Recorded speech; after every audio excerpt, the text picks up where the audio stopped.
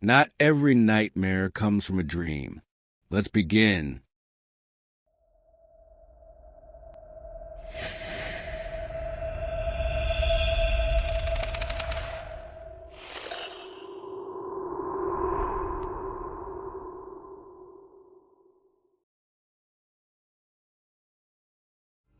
It started like nothing more than a hobby.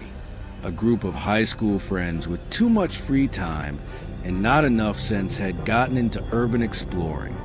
At first it was harmless. Old construction sites, half-collapsed barns, the occasional trip into a long-abandoned mall. They loved the thrill of walking where no one else dared, chasing that rush of danger, without ever really believing they were in danger. But there's a big difference between a crumbling building in the city and what they found in the desert. The one who pushed them into it was Charles. He wasn't the kind of guy people expected to lead an adventure. Skinny, quiet, more interested in photography than football. But Charles had this way of finding places. Online in forums, on obscure social media accounts. He always seemed to know where something strange was hiding. One night, he pulled out his phone and showed them an Instagram page he claimed he'd stumbled across. No name, no captions, just a handful of grainy photos, rusted rails disappearing into blackness, splintered wooden beams, graffiti scrawled across stone walls.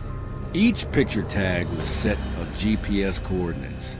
Most of the group laughed it off. It looked sketchy, maybe fake. But Charles insisted. He said these were real abandoned mine shafts out in the desert, untouched for decades. And if they wanted an adventure, this was it. So the next weekend, four of them piled into a beat-up sedan and drove hours into nowhere. The road stretched endlessly, the kind of silence that makes you forget the world even exists. They joked at first, blasting music, tossing snacks at each other. But the farther they went, the quieter the car became. Mile after mile of rock, sand, and dead brush. No towns, no people, just emptiness. When they finally reached the coordinates, there was nothing.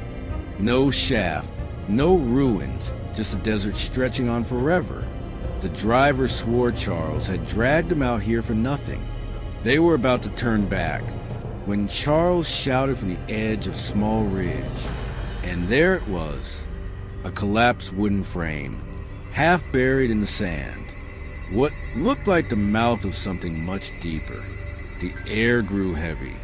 Even standing outside, it felt wrong, like the earth itself was holding its breath. They argued for a while whether it was safe, whether it was even worth it. The driver wanted to leave. Another guy was already pulling out his phone, planning to take photos just to prove they'd found it. But Charles? He was already tying a rope to a boulder, flashlight in hand. And against their better judgment, they followed him down. The shaft swallowed them whole. Inside, the light from the desert sun faded almost immediately. Their flashlights carved shaky beams across splintered beams and rusted rails. The walls dripped with condensation, the air thick with dust. Every footstep echoed too loudly, like the mine was listening. They laughed nervously, trying to shake the tension. One of them shouted just to hear the echo bounce back, but the sound didn't bounce. It sank, like the earth had swallowed it. Deeper and deeper they went, and that's when they heard it, a faint scraping, metal against stone. Everyone froze. They swung their flashlights, but the tunnel stretched endlessly.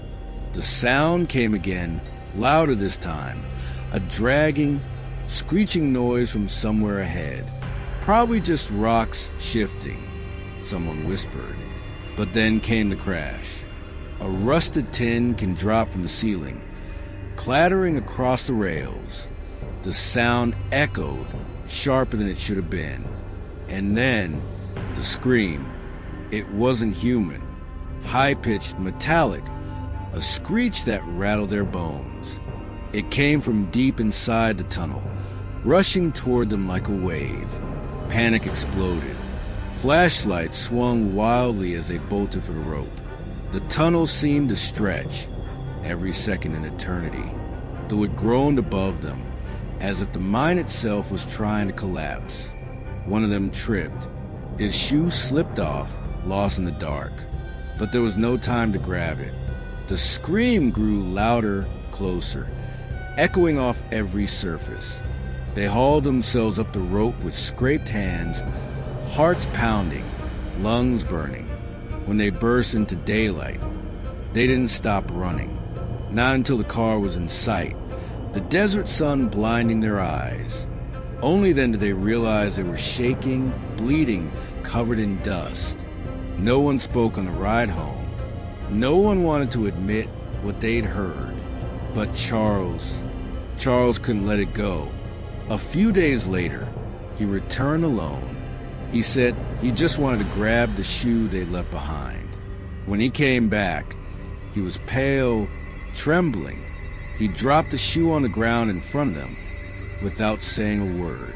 The fabric was shredded, torn apart in long, jagged rips, and across the rubber sole, deep indentations, like bite marks. Not human, not animal, something else. To this day, none of them will talk about what they heard in that mine. But Charles still has the shoe locked in a box under his bed, as proof that what chased them out of the desert that day wasn't just in their heads.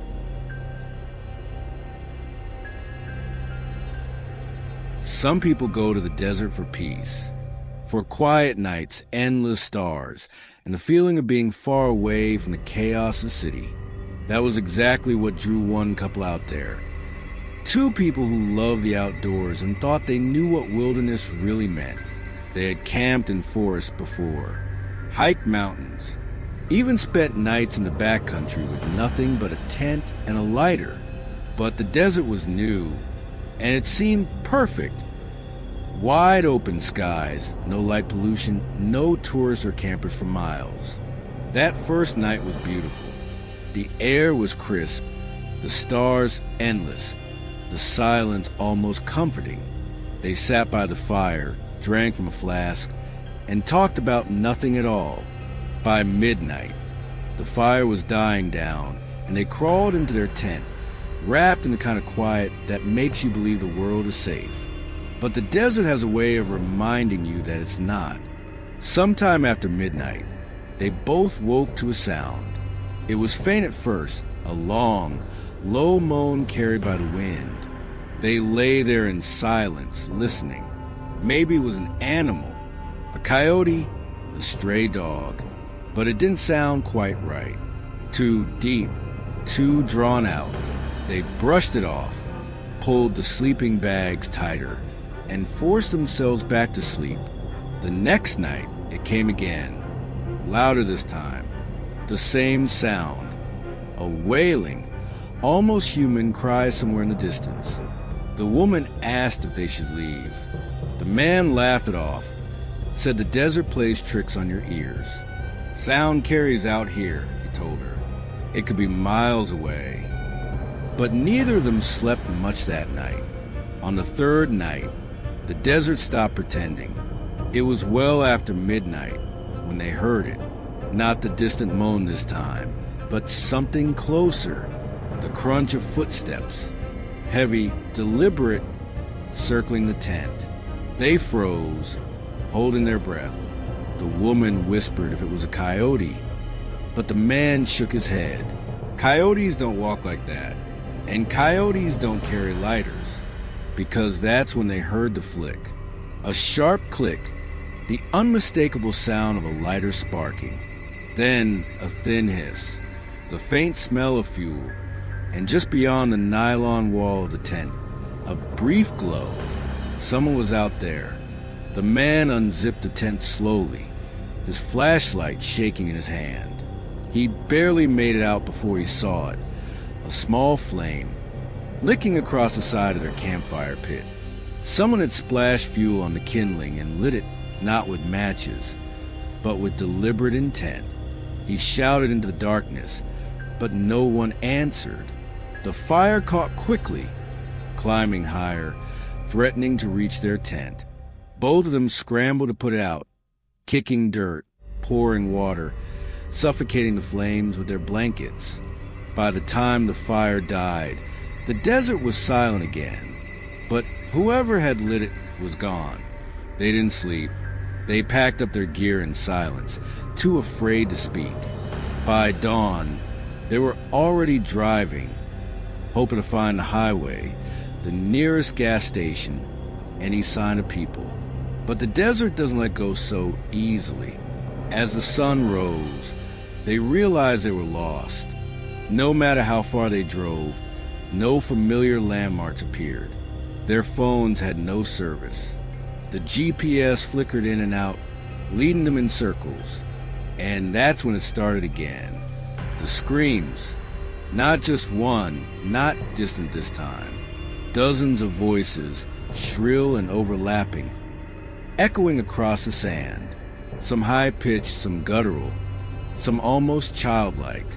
It came from every direction at once, bouncing off the rocks, filling the air until their ears rang. The woman begged him to stop the car, but the man pressed harder on the gas. The sound grew closer, like the voices were chasing them, keeping pace with the car no matter how fast they went. And then, just as suddenly as it began, it stopped. Silence. That silence was worse than the noise. They finally stumbled onto a highway, hours later, exhausted, shaking, half convinced they'd imagined it. But when they looked back, the desert stretched out endlessly behind them, flat and empty. No footprints, no people, no sign that anyone had been there. They told their story to police, who shrugged it off as stress, dehydration, maybe even the sound of wind across the rocks. But both of them knew what they'd heard, and both of them knew that someone or something had been waiting for them out there. To this day, neither of them has camped in the desert again, because the desert doesn't always give you peace. Sometimes it gives you something else entirely. Every family has secrets. Some are small, like hidden photographs or stories nobody tells at dinner. But some are darker, and sometimes those secrets don't stay buried forever. For Claire, it started with a single photograph. She was cleaning out the attic after her mother's sudden passing. Dust covered everything. Cardboard boxes, old Christmas decorations, half-broken furniture. Most of it was junk. But at the bottom of one box was a leather-bound photo album, worn and cracked with age. The first few pages were harmless enough. Pictures of her as a baby, her first birthday, a vacation by the lake. But then the photos started to change. There were images of her mother, standing in places Claire didn't recognize. Empty fields, boarded up houses, back roads in the middle of nowhere, always at night, always alone, in some photos. Her mother wasn't even looking at the camera. Her face was turned, staring off into the dark, as if she was watching someone or something. The last page was worse. It wasn't a family picture at all, just a single Polaroid of a man Claire had never seen before. His eyes were wide, his mouth frozen mid-screen, his face twisted in fear. And across the bottom, in her mother's handwriting, was a single word, him. Claire's stomach dropped. She wanted to believe it was a joke, maybe an old friend of her mother's playing a prank. But there was nothing funny about that man's expression, nothing staged about the terror in his eyes. She tried to push it out of her mind, but the more she thought about it, the more it consumed her. Who was he? And why did her mother have his picture? The next day, she decided to search her mother's house more carefully. In the bedroom closet, tucked behind a stack of winter coats, she found a lockbox. It wasn't fancy, just metal with a small keyhole. But inside was the answer she didn't want.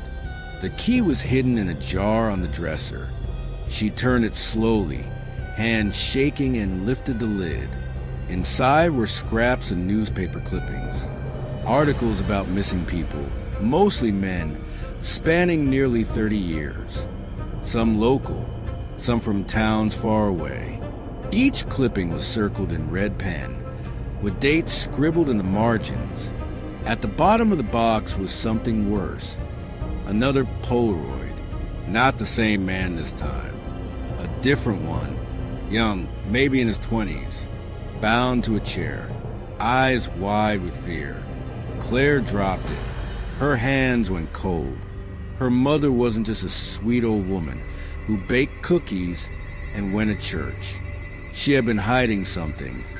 Something monstrous. But that was only the beginning. That night, Claire couldn't sleep. She sat in her mother's room, staring at the box, at the Polaroids, at the handwriting on the back of each one. She thought about calling the police, about turning everything over. But then she heard the sound. It was faint, coming from the hallway. A soft creak, like footsteps on the wooden floor. She froze. Her mother's house was supposed to be empty. Slowly, she stepped into the hallway. The sound grew louder.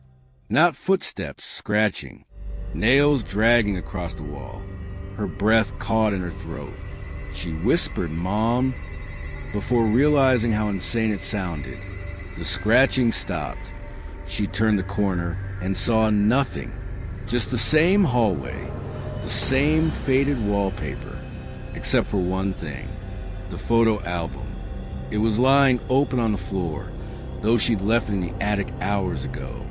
And the last page, the photo of a screaming man, was gone. Her chest tightened. She wanted to run, but her legs wouldn't move. Instead, she stumbled back into the bedroom and slammed the door.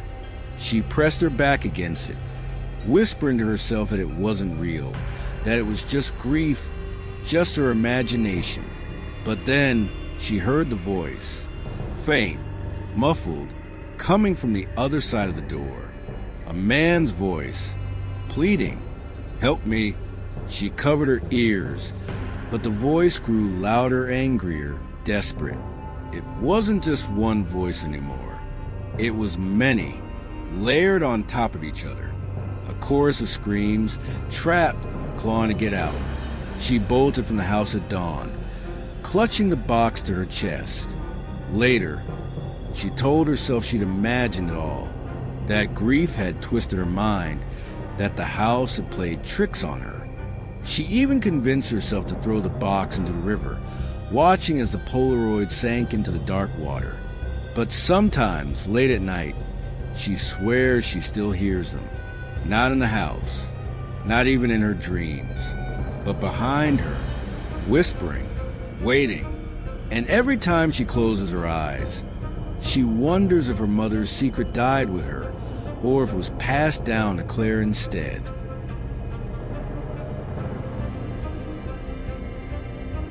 Every driver has seen it at least once, the lonely figure on the side of the road, thumb raised, a face half hidden in the shadows. You tell yourself it's harmless, just someone stranded, desperate for a ride. That's what Daniel thought. He was driving home after visiting friends out of town, the highway stretching endlessly before him. Midnight had passed, and the road was empty except for beams of his headlights cutting through the fog. That's when he saw her, a young woman standing at the shoulder of the road, pale thin, her long hair damp as if she'd been caught in the rain. She wore a faded dress, torn at the edges, her arms wrapped tightly around herself. Daniel slowed down, rolling down the window. "Need a lift?" he called out. The girl nodded silently and climbed into back seat. For the first few miles, neither of them spoke. Daniel kept glancing at her in the rear-view mirror. Her eyes were fixed on the window, staring into the darkness outside. Her lips moved occasionally, but no words came out. Finally, he asked, "Where you headed?" She whispered an address, a neighborhood Daniel vaguely recognized. About 20 minutes away. He tried to make small talk. "What were you doing out here?" But she didn't answer, just kept staring. The silence grew heavier with each passing mile. Something about the air felt wrong, colder, as if the temperature in the car had dropped. When they finally pulled into the neighborhood, Daniel turned to ask which house was hers, but the back seat was empty. The door hadn't opened. The lock hadn't clicked. She was simply gone. Daniel's chest tightened. He pulled over, heart racing, and stepped out of the car, looking around desperately. No trace of her. But when he glanced at the passenger seat, his blood froze. Lying there was a small, wet scarf, torn, dirty, and damp with something darker than rain. The next day, still shaken, Daniel drove to the address she'd whispered. He knocked on the door, clutching the scarf in his hand. An elderly woman answered. When he described the girl, the woman's face went pale. "That's my daughter," she said softly. "She died on that road 20 years ago." She reached out and touched the scarf, tears filling her eyes. She was wearing this the night of the accident. Daniel left without saying a word. But sometimes when he drives late at night, he swears he feels someone sitting in the back seat, silent, watching.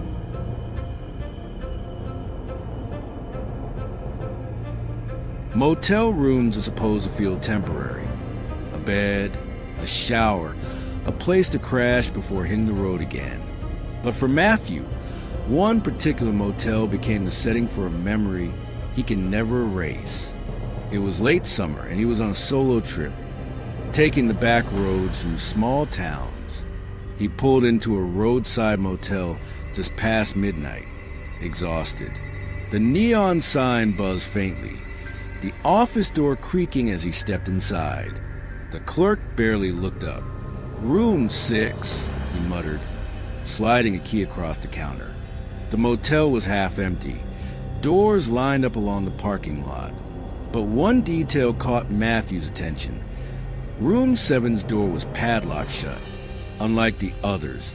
It had no curtains, no light, just heavy chains looped across the handle. He brushed it off. Old buildings always had quirks. But later that night, as he tried to sleep, he heard it, a thud, then another, coming from the other side of the wall. Room 7. Matthew froze, listening. The sound grew louder, a dragging noise, like furniture being pulled across the floor. Then, unmistakably, a voice, muffled, pleading. "Help me?" He sat up in bed, heart hammering. The voice came again, louder this time, desperate. Against his better judgment, Matthew stepped outside. The air was heavy, the buzzing neon sign flickering above. He walked slowly toward room 7. The padlock was still there, the chain still wrapped tightly around the handle. But the door rattled violently, as if someone inside was trying to break free. "Please," the voice cried out. "Don't let him." Silence. The rattling stopped. The next morning, Matthew went to the office. His hands shook as he asked the clerk, "What's in room 7? The man's face darkened. "Nothing. Hasn't been used in years."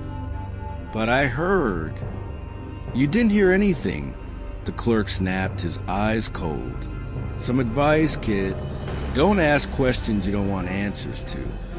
Matthew checked out immediately, driving away without looking back. But weeks later, lying awake in his own bed, he heard it again, the faint sound of the chain rattling, a voice whispering through the walls. "Help me?"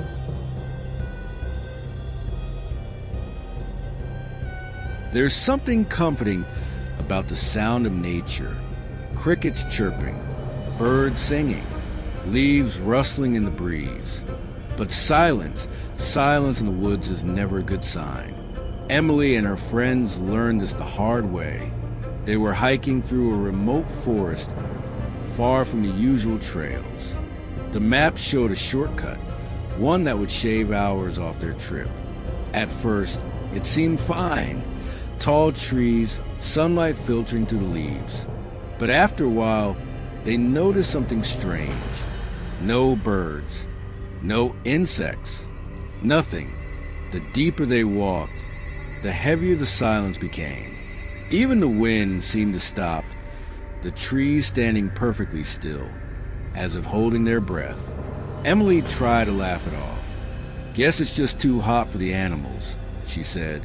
But her voice sounded too loud, like it didn't belong there. Then came the smell, faint at first, but growing stronger with every step. A sweet, rotting odor that made their stomachs turn. "Maybe it's a dead deer," one of her friends muttered. But the smell wasn't coming from one spot. It hung in the air everywhere. Then they found the clearing. At first glance, it looked normal. Grass, rocks. But at the center was something that made their blood run cold. A circle of dead birds. Dozens of them, perfectly arranged, beaks pointing outward, wings spread wide. The group stared in horror. Not one of them moved. Not one made a sound. And then, all at once, they heard it. A whisper, low, unintelligible, coming from the trees. Emily spun around, but there was no one there, just the endless forest, silent and watching. The whispers grew louder, overlapping, voices pressing against their ears. "Let's go," one of her friends said, panic rising. They turned back the way they came, but the path was gone. No trail, no footprints, just trees. It was as if the forest had swallowed it whole. The whispers grew deafening. Emily clutched her head, screaming, but the sound only grew sharper, like claws scraping inside her skull. Then, silence. The birds were gone. The smell was gone. The forest looked normal again. But when they finally stumbled back to the main road hours later, none of them spoke about what had happened. Not until weeks later, when Emily heard it again, that same whisper. But this time, it wasn't in the forest. It was in her own backyard. And that was 6 terrifying stories, but here's the thing. Not every detail can be explained away. Some of these encounters linger because they blur the line between folklore and reality, between imagination and something much, much darker. Maybe you'll dismiss them as just stories. Or maybe the next time you're driving down a lonely highway, checking into a cheap motel, or walking through a silent forest, you'll remember one of these tales. And in that moment, when the hairs rise on the back of your neck, you'll realize something unsettling. You don't need to believe in ghosts for them to find you. Sleep well, if you can.